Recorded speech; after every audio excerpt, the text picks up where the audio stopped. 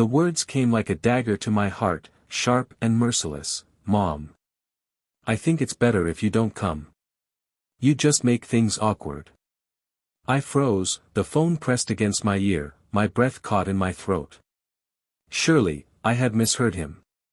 My only son, the boy I had raised through sleepless nights, scraped knees, and endless sacrifices, was telling me I wasn't welcome at his wedding. For a moment, I sat there stunned, unable to process what I had just heard. He didn't even sound uncertain. His voice was firm, as though he had practiced this painful rejection, rehearsed it until it rolled off his tongue with ease. When the call ended, the silence in my house was deafening. My knees buckled, and I sank into the nearest chair, staring blankly at the wall. My heart thudded heavily in my chest as questions swirled in my mind. Why wasn't I good enough? What had I done so terribly wrong that the thought of me being at his side on the happiest day of his life felt like a curse instead of a blessing?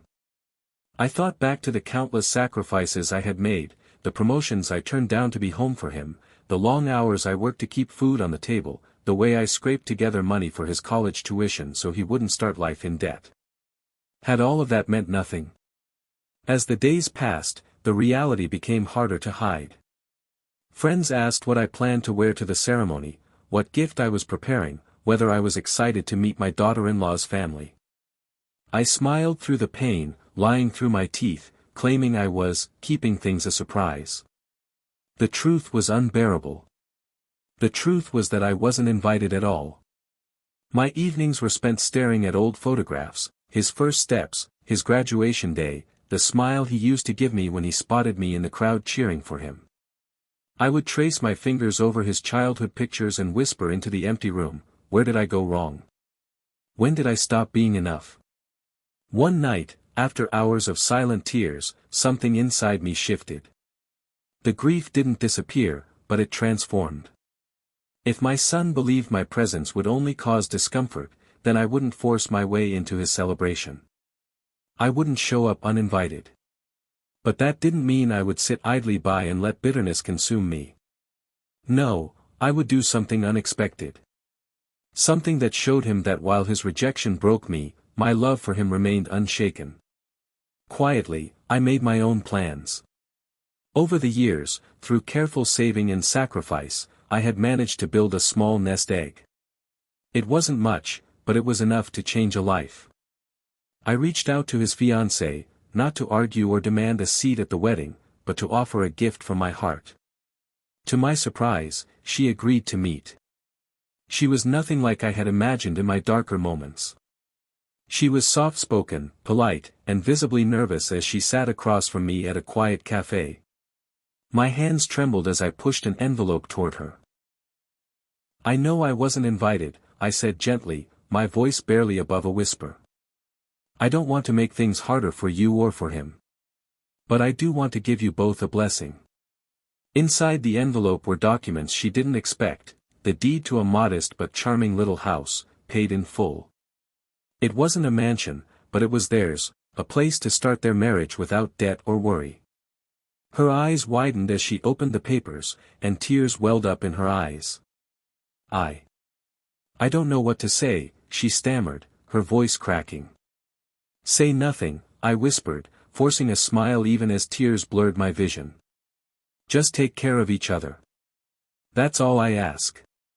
On the day of the wedding, while my son and his bride stood before friends and family, I stayed home. I lit a small candle, sat in the quiet of my living room, and whispered a prayer for their happiness. It wasn't easy. My chest ached knowing I was missing his vows, his first dance, his smile as a husband. But I reminded myself that love doesn't demand recognition. Love endures, even in silence. When they returned from their honeymoon, my son and his bride walked up to the house they thought was a dream beyond their reach. A note was pinned to the front door in my handwriting. It read, "May this home be filled with love, laughter, and family. Even if I wasn't by your side on your wedding day, know that I am always by your side in life." Mom. That evening, my phone rang.